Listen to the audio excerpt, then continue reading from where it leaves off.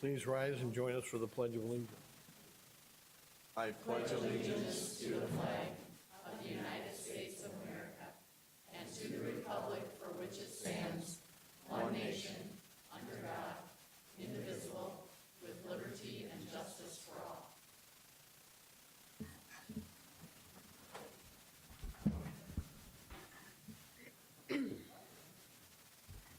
Welcome. May I please have a motion to approve the minutes from the meeting held April 24th and May 3rd?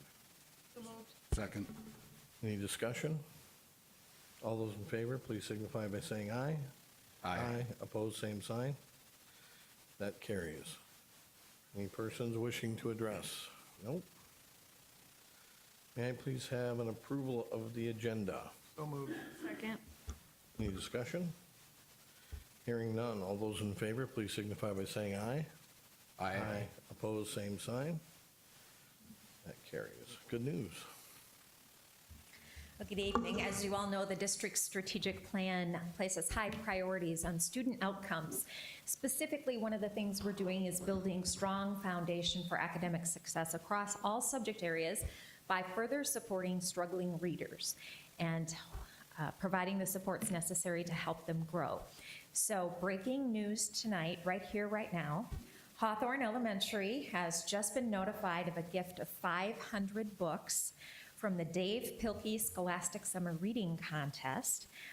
This grant was a surprise, I think, for the Hawthorne teacher, even though she did submit something online. She was one of 6,000 teachers from across the U.S. who entered a contest, and they had to respond to the question, tell us what you're doing to help your students with their reading this summer. So one entrant from each state was chosen, and Jessie Moeller is that teacher. She's here and is going to tell us a little bit about what her plans are for those 500 books this summer. Good evening. Thank you so much. So in submitting this entry, our students at Hawthorne, a lot of students are excited for summer, and they're really excited to get that break. And our students, it kind of creates a little bit of anxiety, a lot of unknowns and uncertainties. And we talk about how books are a great escape and a great way to have adventures. And we kind of promote that with literacy on a daily basis. But through this grant, we can put some books in their hands over the summer. So to start the summer off, each student will receive a brand new book. And the great thing about these books is the grant is worth about $7,000. So they're going to be great books for them, books that they would normally get in the library but not get to take home. And so each child will receive one of those. Hawthorne is also a site for our summer school program as well, which I have the opportunity and fortune to be one of the teachers up to. So this summer, we're also implementing at summer school an additional opportunity, and we have some volunteers that have already been working in our school that have asked to come back in the summer, and we're gonna break out after lunch and have reading groups to have children be able to sit down with adults and read, which is something many of them are missing out on, to promote more of a love of reading, not as a job, but to really promote that love and compassion and camaraderie that comes with reading and develop that. And then at the end of the summer, those students will also be receiving 2 additional books. And these are often our most struggling readers and our most disconnected students. So it's another opportunity to show caring adults, combine that with reading, and give it more of a positive connotation instead of a job and a chore. So that's what we're looking forward to doing with our new opportunity with these books. Great. Congratulations. Yeah. Thank you very much.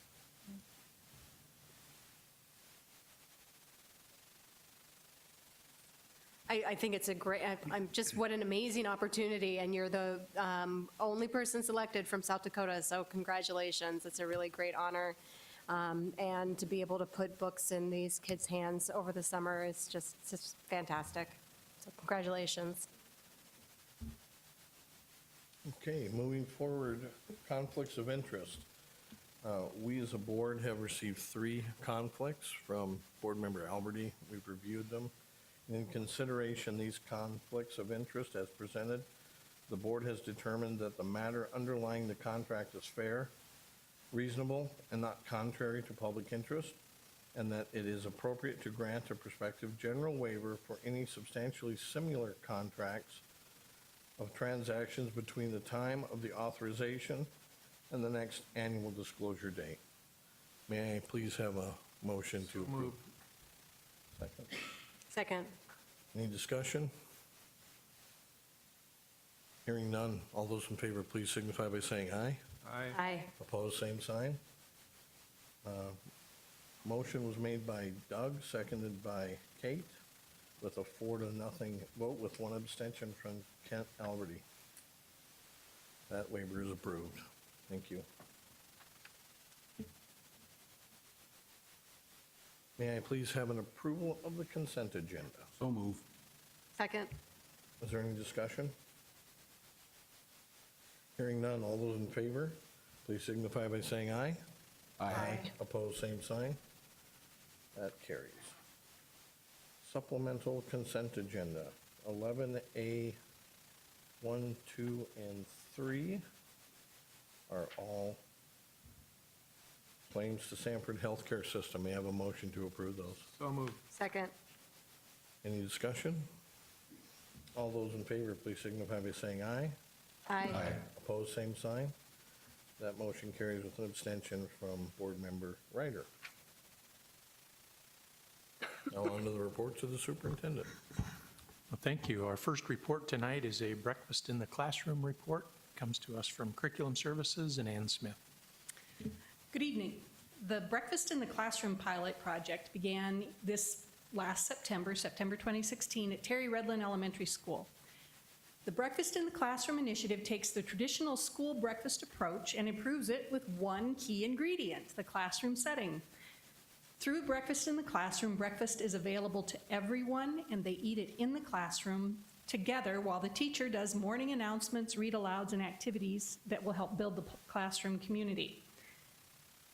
Through this, we're sure that each student will start their day with a balanced breakfast, balanced according to the USDA guidelines.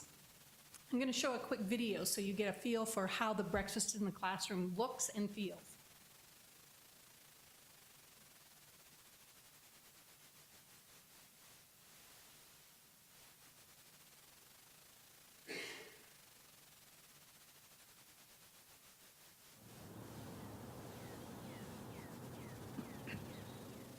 At the end of the day, I usually come in here and I go ahead and get all the bags out, and I sort all the food to the bags, the different classrooms.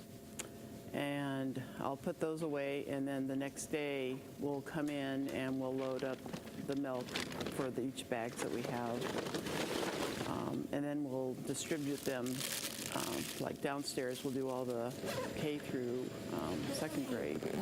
And then upstairs, they have lines up there so the kids can automatically come through the lines and pick up their breakfast and take back to their classrooms. And if kids come late, usually there's like 5 to 10 minutes that they can get to their classroom and still eat breakfast, even though they come in a little bit later. And we do provide like all the way up to 8:30. They choose to have breakfast, we give it to them. Last year, it was like they would come in late. They would say, well, I'm hungry, I didn't have breakfast. And so they would be sent downstairs for a cracker and juice. And is that going to hold them over? Not like a regular breakfast that we're serving now. So they come in and grab their breakfast, kind of the routine, and they check off, their lunch choice. We sit down and they eat their breakfast. A good portion of my class does eat the breakfast. I think maybe 2 that have it at home. But for the most part, they utilize the breakfast here, and I think, which is really good. So I think it's important to start the day off with a filled belly, and so their brain's ready to be fueled for the day and to be ready to learn. Like around your breakfast table in the morning, starting the day, I have a morning question that I have them share at their tables, and so it's kind of builds the classroom rapport a little bit and the relationships together. It's just a morning conversation, and they know to get their breakfast, get started, and then I'll put up the question. And so, yeah, it's kind of just an easy start to the day, not just kind of jump into the learning, but a calm, welcoming experience. I think it's been nice. During that time, I choose to read out loud to the class, and so they're all busy eating, and I'm reading to them. And it works perfect to have them be busy while I'm reading, and they get to hear what I'm reading. In the past, they had to come to school 20 minutes early to get that breakfast piece, and some students weren't able to do that or chose not to, but now everybody has that opportunity, and I feel like more kids are taking advantage of it. So in the past, sometimes the behavior we'd look at, why are you behaving this way? And one of the things we'd always say is maybe they're hungry. Well, now we know that they're not, so it's easier to narrow down some of the reasons that they're maybe acting out, or I don't see as much acting out in the morning because I know they're not hungry, they're already fed. I mean, we don't know if they get breakfast prior to coming to school, so I think not every family maybe is able to do that. So I think it's just very nice that we can provide it for them, and as the teacher, I know that they're ready to learn and get started with the day.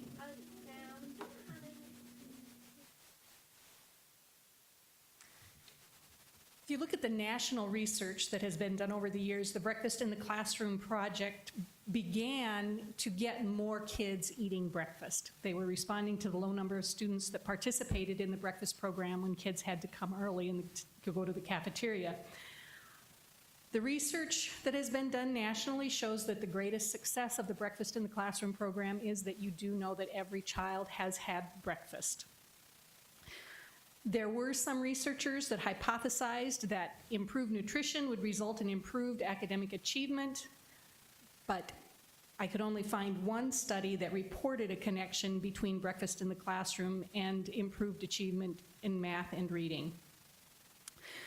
There was also an evaluation of the New York City Breakfast in the Classroom program that was published in 2016, which refuted the other study that said that there was a connection between achievement. So the results are mixed when you look at, does breakfast in the classroom improve academic achievement? However, other studies have found that breakfast in the classroom is linked with greater overall school attendance. So with our program, what we looked at was, are we feeding more children breakfast at Terry Redlin? And indeed, we did. The average daily participation of students eating breakfast increased by 197 children. The secondary goal of our pilot was to decrease tardies and increase attendance. When we looked at the data from semester 1, we saw that tardies did decline by 227 and that absences also declined. Now, there were other initiatives and are other initiatives going on at Terry Redlin in addition to breakfast in the classroom to improve attendance and decrease tardies. So we can't 100% say it was breakfast in the classroom that did it, but we can say that tardies and absences were down in semester 1. We also surveyed the staff to see how they felt about breakfast in the classroom. Over 68% of staff agreed that students are more focused and ready to learn at the beginning of the day. 60% of staff agree that students are more focused throughout the entire day, and 65% of staff agree that the classroom climate is more positive this year. 60% agree that there is a calmer tone throughout the building. As a result of what we've seen at Terry Redlin Elementary, we will be expanding the Breakfast in the Classroom program to Hawthorne Elementary and Lowell Elementary for the 2017-18 school year. With that, I would ask that the board would acknowledge the report on breakfast in the classroom, and I stand by for questions. Well, I mean, it's a great program. Sometimes we just, paralyze ourselves by trying to link it to a test or a test score. And bottom line, it's just the right thing to do for those kids. They come in, they can get their breakfast, they can get calmed down, whether it translates into a test score. Like you said, there's a lot of initiatives going on in these schools, and it takes a lot of initiatives to change the paradigm. So, it's just feels right, the right thing to do, and to roll it out to 2 more schools and have that ability speaks volumes to what this school district stands for, right? And it's making sure that we do so many more things than just educate these kids. So, it's just a great thing that we can rally around these kids that may not have the nutrition that other kids have, the benefits of that, and that we can get them ready in the classroom. And then ultimately it's a thank you to all the people that make it happen. I'm sure when, Joni gets somebody calls or says, hey, can you come to a meeting and look at this? It's, it's a lot of disruption to, what business as usual might have been. But, as usual, rallies the team and steps up, and then all the teachers and administrators in the building. And then ultimately, it starts with a partner. So I see Whitney out here from the Midwest Dairy Council, who's kind of spurred this and was kind of her idea to get everyone together, and had some grant money. You saw the bags that the breakfasts were coming out in, and so willing to step up as a partner. So it's all those things, community partner, the passion of our district, the operational aspect that, Joni behind the scenes works her magic to make happen. And at the end of the day, you just have, I think, a really, this is almost a good news report to me. And so I love hearing reports like this. And so I can't say thank you enough to everybody who's made this happen, and to know that it's going to go roll out to 2 more schools is very exciting to me. So thank you to everybody for making that happen. Any other comments? Well, what Doug said. I was going to say. What Doug said, and even sweeter. One other thing, and I had read the report, but until I watched the video, the behavior, one of our concerns has been the increase of behavior at a younger age. And when I hear a teacher say that her classroom is more calm and less behavior issues because kids have something to eat in the morning, maybe that's a simple thing that we might have overlooked in how we assess and evaluate the behavior issues that we all have concerns about. So, I mean, and you can't monitor that, but that certainly is a benefit to, as Doug said, doing the right thing, so. And there's effort by the teachers. I mean, that's got to be a big effort, and they see the benefit. Yep. And must know that it's a good thing, so. Very good, thank you. Well, we have I need a motion to acknowledge the report on breakfast in the classroom. So move. Second. Any further discussion? Hearing none, all those in favor, please signify by saying aye. Aye. Opposed, same sign. That carries. Okay, our second report tonight is a report on the Sanford Harmony Report. A report comes from Special Services and from Val Peters. Good evening. I have the opportunity this evening to inform you of the Sanford Harmony Program and the implementation of that program within our Sioux Falls School District. The Sanford Harmony Program is designed to support the development of inclusive classroom communities, relationships and communication development, conflict resolution skills for children, and it's developed for pre-K through 6th grade children. The funding for the development of this program was provided by our local businessman and philanthropist, T. Denny Sanford, and he partnered with the educators at the Denny Sanford School and Family of Social and Family Dynamics in Arizona State University. Through their partnership, they've developed a program that is a framework of lessons and units that focus on diversity and inclusion in the classroom, so creating a community within that classroom and an understanding of the diversity in that classroom, empathy and critical thinking, so understanding how your friends are feeling and being able to participate in critical thinking activities, communication, so solving our problems, conflict resolution, and being able to communicate our feelings verbally and with language skills rather than physically, problem solving, and then the development of peer relationships. There are a variety of components that are in the program, and those include a meetup, a buddy up, they have conversation starters, as well as stories and songs that classrooms utilize. There's a framework for the lessons, and teachers can follow that framework, or you can utilize different components as it fits within your daily routine. So in the spring of 2014 and 2015, the Sioux Falls School District Early Childhood Program was looking for a program to support the social emotional development of our young children. There are components within our current curriculum, but we felt like with the needs of some of our students that our teachers needed a little bit more support with that direct instruction of those skills. So as we looked at a variety of programs, we were introduced to the Sanford Harmony program through Harmony trainers and a USD research team. And at that time, we partnered with that USD research team and Sanford Harmony, and they provided all of the staff development, the training for the program, as well as stipends for teachers and some additional supports for materials. And they collected then research and data. So the first year of our implementation was in 2015-16, and then, and then we continued it for this year. So the data that I'm going to show you next is from the 2015-16 year that the USD research team compiled.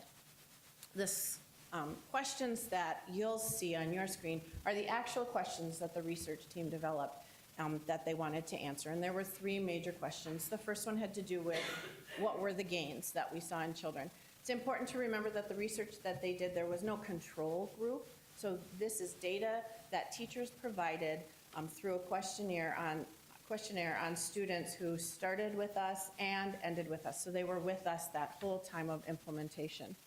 And there was an average gain of about 17 points, which the research team considered to be significant. And there was no difference in the gain between genders or races. So all kids made gains. Of the different subtypes or sub-areas of the assessment that they used, which of those sections made the most gain? And you'll see assertion, self-control, and engagement were the three top areas where children made the most gains. When we broke those groups out and they looked at the typically developing children, children without disabilities, and then they looked at the red line there as children who have an IEP, and then the green line is children who have an IEP and are served through special education, and within that IEP have goals specifically for social, emotional, or behavior. And you will see that if you took and calculated the number of points of gain, it's really the same for all three of those areas. So our children on IEP started a little lower, but they made parallel growth. So all of the children made gains. And actually, if you really did the subtraction there, the green line of the children who have goals for social and emotional had a few points higher than the non-disabled peers in their growth. So while they may not have ended at the same point, the growth was parallel for all of those groups. So that's good to know. We also had one elementary school that implemented the Sanford Harmony program K through 5th grade during this current school year. So Harvey Dunn Elementary was introduced to the Harmony program the spring of last year, and they had training at the beginning of this school year, and they implemented that school-wide using those same components as they fit into their daily routine. They also paired their social skill lessons by their school counselor to align with the Harmony units and lessons. And both groups found that it was at times challenging to incorporate the program into their daily routine. But with Harmony, we also have some flexibility to make some adaptations and modifications that may fit our daily routines and our individual groups a little better. And with the support and partnership continuing with the USD research team and the Harmony trainer, who is one of the professors at USD, as well as with the Sanford Harmony, we're going to pull back together and do some additional training with staff and some additional modifications at the early childhood level so that we can have better implementation more consistently, and we'll continue to use the program looking at those adaptations that we make next year. The elementary program found the same things to be challenges that we in early childhood did, but they saw enough success with the program that they'll be implementing that program again next year, school-wide. And again, they'll be doing some modifications and adaptations, and then creating some lessons with their school counselor and some videos to kind of show kids what it looks like to use in partnership with the Sanford Harmony program. So I would ask that you acknowledge the informational report on Sanford Harmony, and I would welcome any questions. Any questions?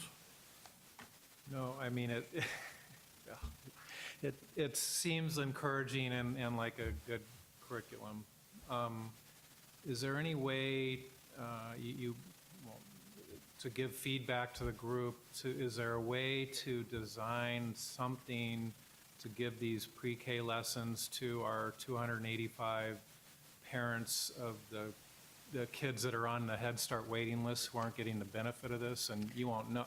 I'm just thinking like, okay, I either have two choices. I get the 285 kids on the waiting list into pre-K, which, you know, is a struggle, but we're working on, or is there some way in all this money that's being committed to this that somehow, even though they're not in our program, I can get them something at home where they can, the parents that are interested can learn those lessons, and I don't know if that has ever come up. That particular example hasn't ever come up. It wouldn't, I mean, it would be something, you know, we could ask the research team in Sanford Harmony. There's a very small parent component. I wouldn't say that it's a research-based parent component, but if you'll think back to those Head Start performance standards that I was here last month and talked about, one of those Head Start performance standards is that we implement a research-based parent curriculum to support development at home and parents becoming the child's first and foremost teacher.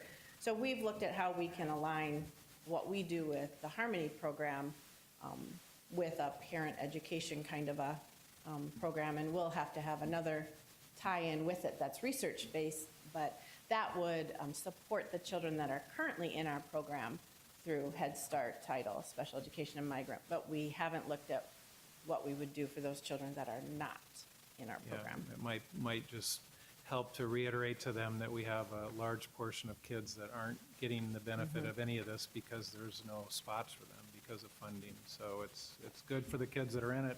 For the ones that aren't in it, then they probably get farther behind. But I don't know if they, like I said, if they've ever looked at a tool that they can give to parents to teach this type of stuff. So just food for thought. So. Is this program utilized in is it a 6-week program for those students who didn't get to participate in the preschool? Ready to Start? We do. When we Okay. do our training for Ready to Start, we we do some training with the teachers on this, and they incorporate it as they can Sure. within that Obviously, short it's harder, period. yeah. They're there for such a short period of time, and we have the other components that are really what we do the pre and post test on. But the supporting behavior skills, when you think about that section that we do pre and post test on, this falls right in there, so they do utilize some of it. Any other questions? I guess one more thought. You do have a pretty good control group. You do a pre and a post test. Have you ever looked at the kids that have been through this versus the kids, the 285-ish kids, right? And how they go through, because you kind of have a control group of kids that went through and didn't go through. Although there's a lot of other factors that go into it. We do. I don't do that. Yeah, That when they get into kindergarten, which is when we would have access to them. yeah. I don't do any assessment on those little ones who haven't been with us in Yeah. any kind of a program. Thanks, Val. Okay, any other questions? Hearing none, may I have a motion to acknowledge the information on the implementation of the Harmony program? So moved. Second? Any further discussion? Hearing none, all those in favor signify by saying aye. Aye. Aye. Opposed, same sign. Thank you. Carries. Our third report tonight is actually part of a public hearing on a request for rate waivers from the South Dakota Department of Education regarding Spanish 2. This report comes to us from Curriculum Services in general and specifically from our high school curriculum coordinator, Kristen Grenager. Good evening. Last year, a waiver was approved for students to earn credit by exam for Spanish 1.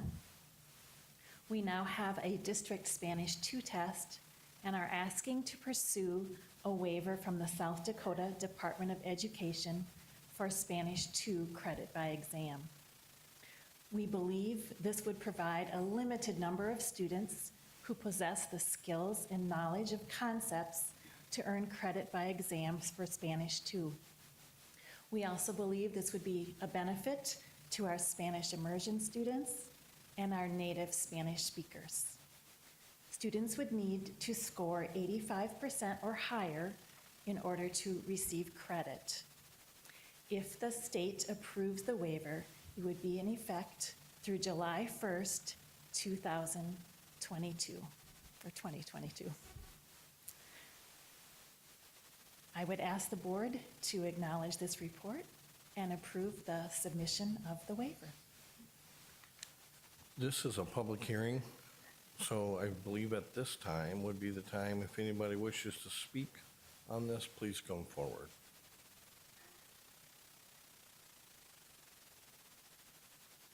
So this is an exciting time. Thank you for that.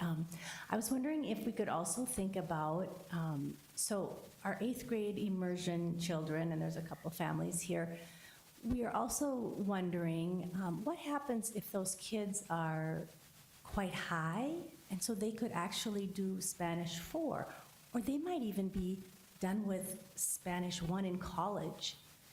And so I don't want to shorten those kids either, and since we don't really know yet, I don't know how to say this, maybe Mark, maybe you have some other ideas, but, so I'd like us to also think forward quite a bit more even, if it's possible. I don't know how this all works. But, so there are some children students who may not continue, and it would be a shame if or they move away, let's say. It would be a shame if they didn't have anything on their transcript, but they were indeed even college level 2 and they had nothing. So I don't know, is that possible to think about? Higher than Spanish 2? Waiver? Shannon, you look like you're looking at me. So Well, I don't know who to look at. I'm not sure, but I know this. I think we would be willing, I'm looking at you, Kristen, to see what else we could do in terms of a waiver. That's not the agenda item tonight, but I think it's a reasonable request for us to look at to see, are there other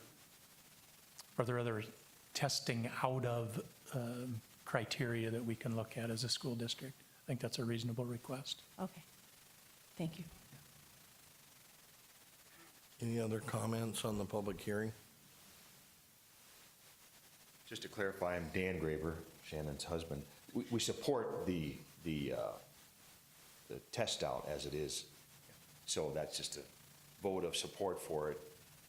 The comment would be, maybe we could look at the next level beyond, but that's beyond this issue.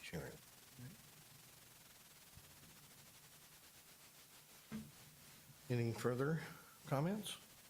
I just have a question, I guess, because I don't know how this works specifically. So if they take, we already have a waiver for Spanish 1, correct? So this is a request for 2. So then the students, as potentially 8th graders, would have to take the Spanish 1 exam, pass an 85 or better, and then follow that up with taking the Spanish 2 exam and get an 85 or better on that to get credit for both. There's not like if you do well enough on a Spanish 2, that you clearly would have done well enough on a Spanish 1. It's a progression, correct? Okay. That's correct. Okay, I just want to Yes. make sure that, so for a Spanish immersion, would we ever say, I guess, is there a grade level? Like, at what point, do they have to finish middle school? Is there I don't know how that works, for when they would even take, and maybe if I'm off topic, please correct me, because I don't want to get it lost in the weeds, but I'm just curious, could a 7th grader take the Spanish 1, and an 8th grader take the Spanish 2? So last year, our waiver said that students could earn credit before grade 9 for completion of Spanish 2.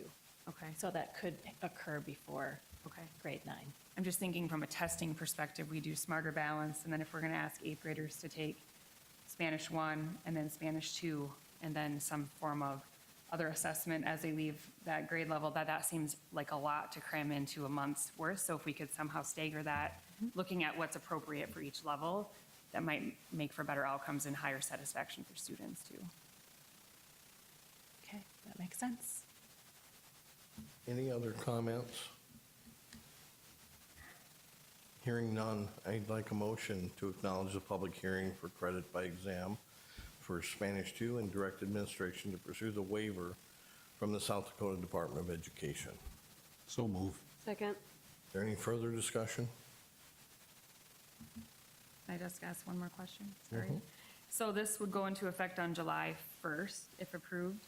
So for the current 8th grade students, they would not have the option then?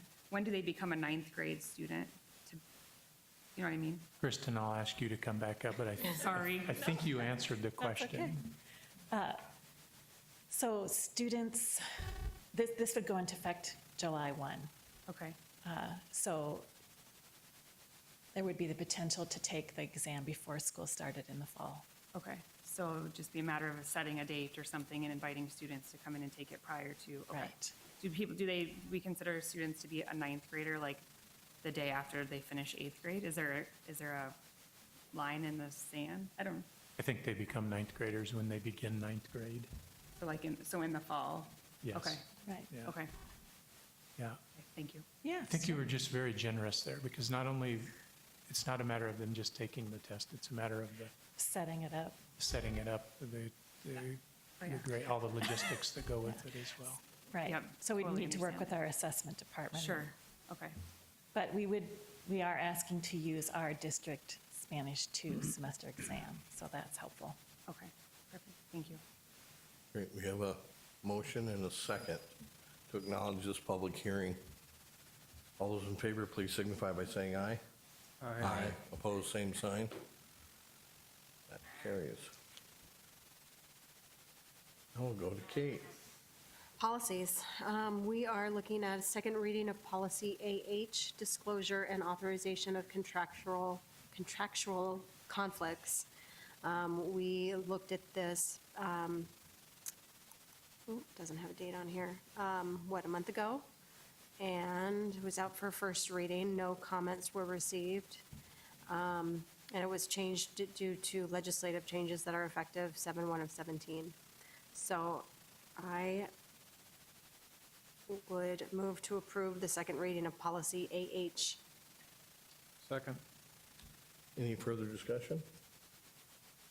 Hearing none, all those in favor, please signify by saying aye. Aye. Aye. Opposed, same sign. Aye. Delayed, Kent. 4-1. Sorry. Okay, Oh, never mind. The first reading of policies EFD, pricing and payment of food services, policy and regulation JH and JHR, student attendance, and policy JJH and its accompanying regulations, student travel. The EFD, pricing and payment of food services, this policy was slightly amended to state that the district will have a new meal charge regulation as required by the 2010 Healthy Hunger-Free Kids Act, which I believe goes into effect 7/1/17. And then JH, its accompanying regulation, student attendance. We updated language for reporting and notifying parents and guardians about their students' attendance, as well as interventions for improving attendance. And then JJH and its accompanying regulation, student travel. We updated student travel language and clarified costs and fundraising opportunities. These policies and regulations will require a second reading. They'll be posted for public review on the school district website and will come back to us on June 12th. So I move to acknowledge the first reading of said policies. Second. all right, we have a motion and a second. Are there any discussion on the policies? Hearing none, all those in favor, please signify by saying aye. Aye. Opposed, same sign. So these will come back for a second reading. And please have a motion to adjourn. So move. Meeting is adjourned.